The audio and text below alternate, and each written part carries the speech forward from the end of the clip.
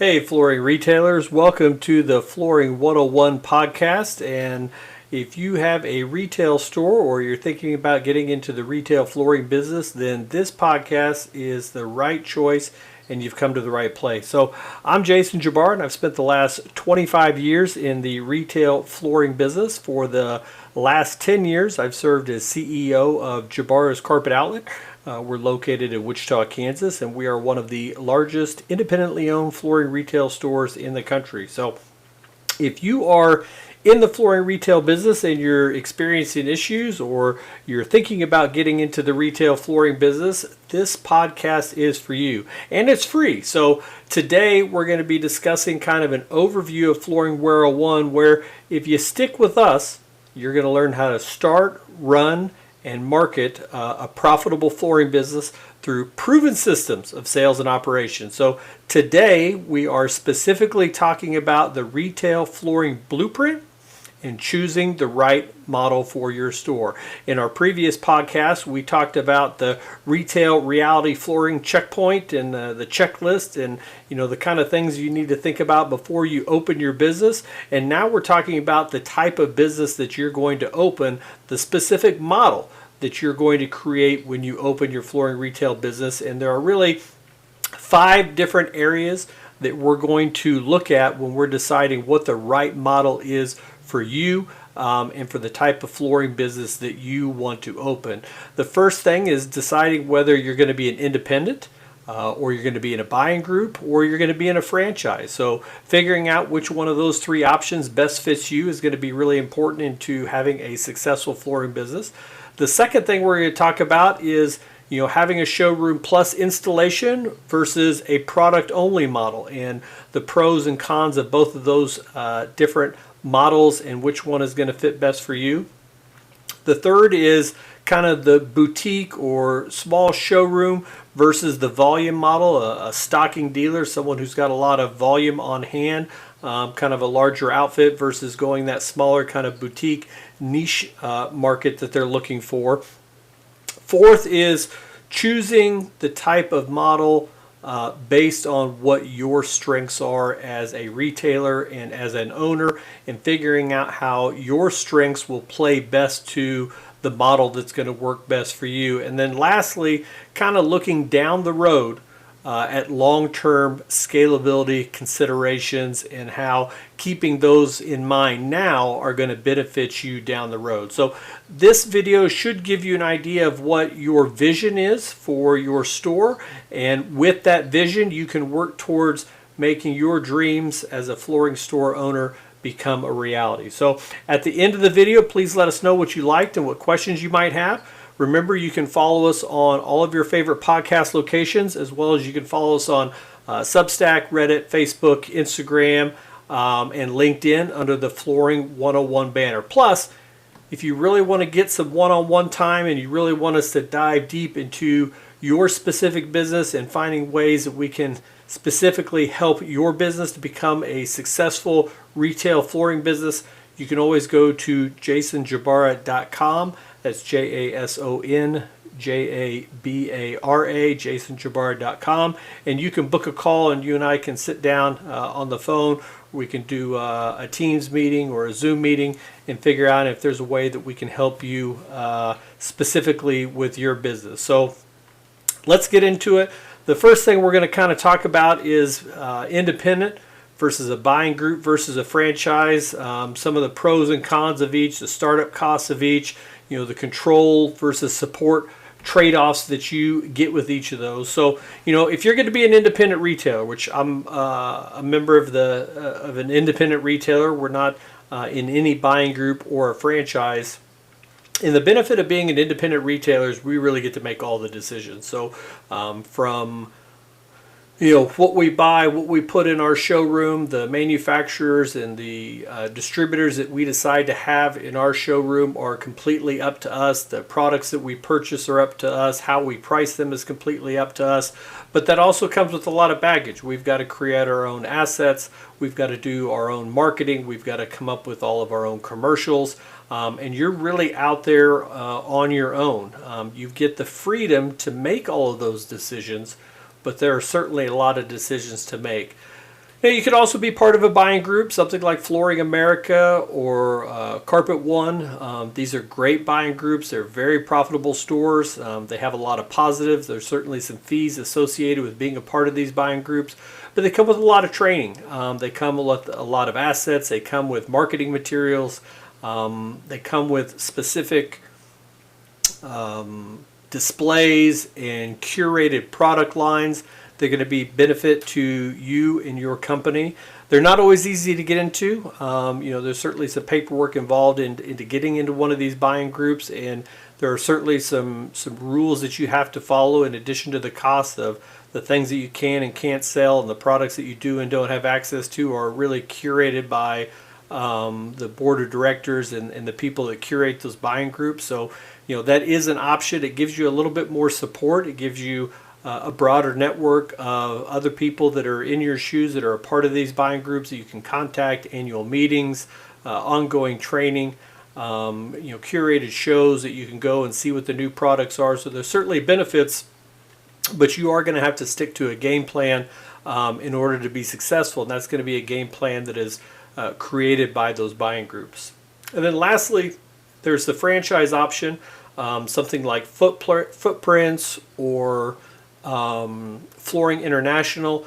Those are franchises that you can purchase. Certainly those are going to be dependent upon whether there are franchisee owners already in your area, on whether or not that you can buy into one of those franchise groups in your location. Again, you have a name brand. It may not necessarily be known in your area, but it might have a national presence. You're going to get the benefit of some lines that are specific to that business, some private label products. You're certainly going to have some upfront fees as far as branding and assets that they're going to provide and want you to wear. You buy into Floor Coverings International, you're going to wear the shirt, you're going to get the van, you're going to get the deck boards, and you have the support of that group and the fees associated with it, but you aren't able to necessarily do your own thing. So, there's pros and cons of all of them. I think being an independent retailer is probably the way most flooring retailers start. They may go into a buying group. They may decide that they want that support that a franchise might offer. But most of us start as an independent, and there's nothing wrong with that. But you're going to kind of be up to it on your own. So, the startup costs are different. The support that you get is different, but the control you get is all yours in an independent buying group. So, if you're having some issues with trying to decide where you want to go, you can certainly give us a call or shoot us an email, and we can certainly help you with that. But most of you are probably going to be in that independent retail area, unless you've already bought into an existing franchise or you are purchasing a store that is already part of a buying group.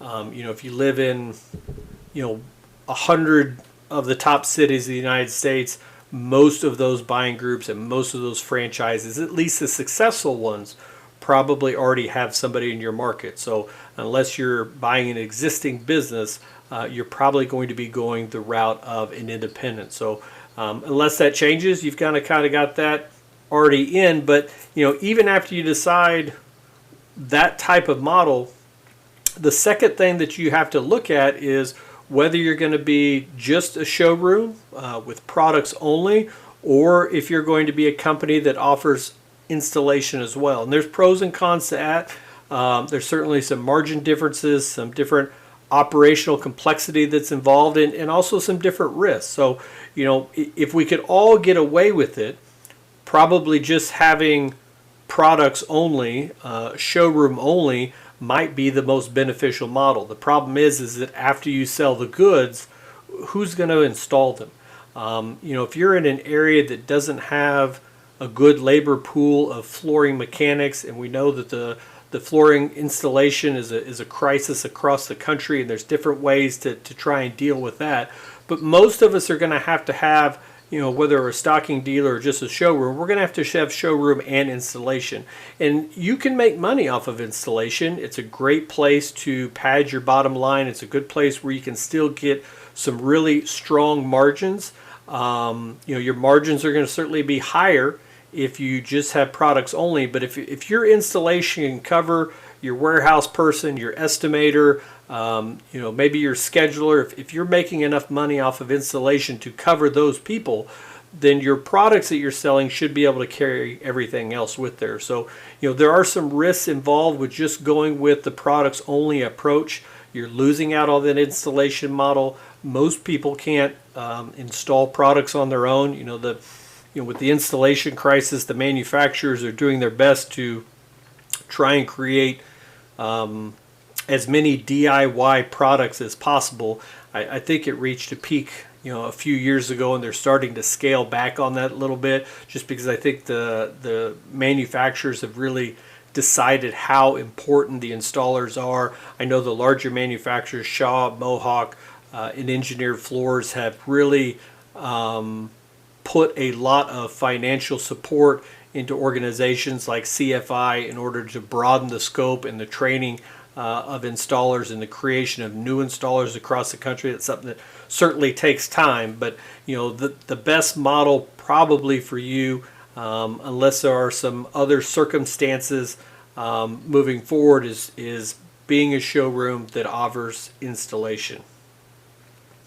Now that moves us to our third point, is like, what kind of showroom do I have, or what kind of store do I set up? I've decided that I'm going to offer installation, but what does my actual store look like? So, every store is different, and an independent retailer, a retailer of any kind, they can all be successful.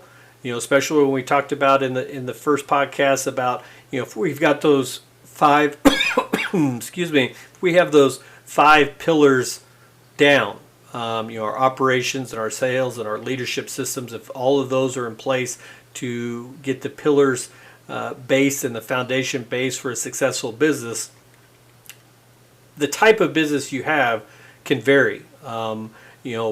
My model in Wichita, Kansas is going to be different than somebody in California. It's going to be different than somebody in Minnesota. It's going to be different than somebody in Florida.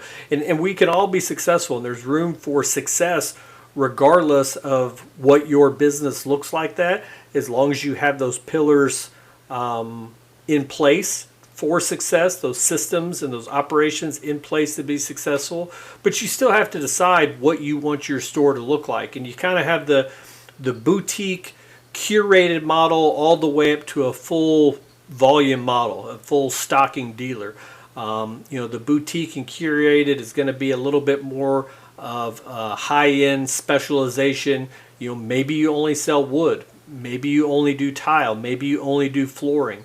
Maybe you do all of the different type of flooring options, but it's from a real, maybe it's from one manufacturer. Maybe you have a gallery that just has Mohawk or just has Shaw. These are companies that, offer every type of material. So you can have that curated approach, or you can have that broad market approach where you're stocking a variety of SKUs of carpet, wood, laminate, vinyl, plank, ceramic, tile. Maybe you have area rugs. Maybe you even have, furniture in your store. But, how you decide to set up your store, whether it's that boutique model or that high volume model, is something you're going to need to decide. And you can always pivot. You could start as a boutique model, just being an orderable showroom is probably where most people start until they find some products that are really latching on. Maybe you get a builder, maybe you get an apartment or a multifamily. Maybe you get a property manager that's buying a lot of the same product, and so you decide to invest the money into stocking those products. But the type of showroom that you create is going to decide how you market your brand and how you position your brand moving forward. So that's really the third thing you need to decide. So independent, buying group, franchise, showroom and installation versus product only, small boutique showroom, all the way up to a large volume model. Those are three of the things that you're going to have to decide on what type of model you're going to create for your flooring store. The fourth thing that you probably want to talk about is choosing the type of store that you have based on what your strengths are, based on your backgrounds. Did you come from an installation background? Were you a sales associate for another retailer and you're now purchasing the store or taking over the store? Were you on the manufacturing side or the distribution side as a rep of some kind, and you've decided to take a step back and buy into a store or create your own store because you've spent all this time with the manufacturer and you know the products, you know the systems, and you decided you wanted a little bit more control, you wanted to be the owner and give a go at it on your own. You need to figure out what your strengths are. Are they sales driven? Are you really good at sales and that's the reason you want to open your own store? Maybe they're operations driven. Maybe you were in management in another retailer and decided to go out on your own. Maybe you were in management at a retailer and decided to buy that store. That will kind of dictate how you're going to run the store based off of your strengths. Maybe you could just be an investor. Maybe you've just decided that, hey, flooring is as good of a business to invest in right now as anything else, maybe even better so. Whether there's new home construction or residential remodel, they all need floors. It's one of those things that, there are certain items that people don't always need.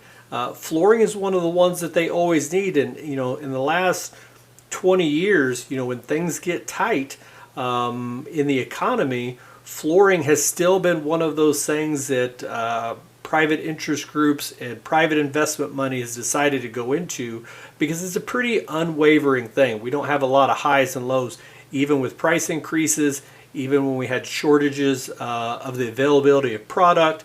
They were still investing in stores, and if you had that investor mindset, that's also going to make some decisions on what type of store you have and how you're going to model that store when you open up your own retail flooring. The fifth and last thing really to talk about would be the long-term scalability considerations. If you decide to open up an independent retail store that does showroom and installation and you are a large stocking dealer, it's probably harder to replicate that store rather than if you were in a franchise, just had a small showroom that you could replicate somewhere else. Or if you had an independent store that did flooring and installation and it was a small boutique setup that you ran a lot of the same products out of, you had good installation crews, you had a couple of areas that were 15 to 20 miles away that you could replicate that. The cities were about the same size. That's something to keep in mind. If you're going to be happy with one store, make it as successful as possible. But if you already have the mindset that,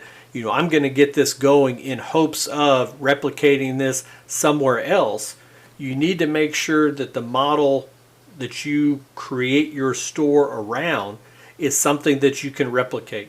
That's something that's scalable down the road. Does it have multi-store potential? Can you take what you've created and if you increase it or multiply it, can you get more leverage from your suppliers and your manufacturers? Does it have brand scalability? Does it have brand flexibility?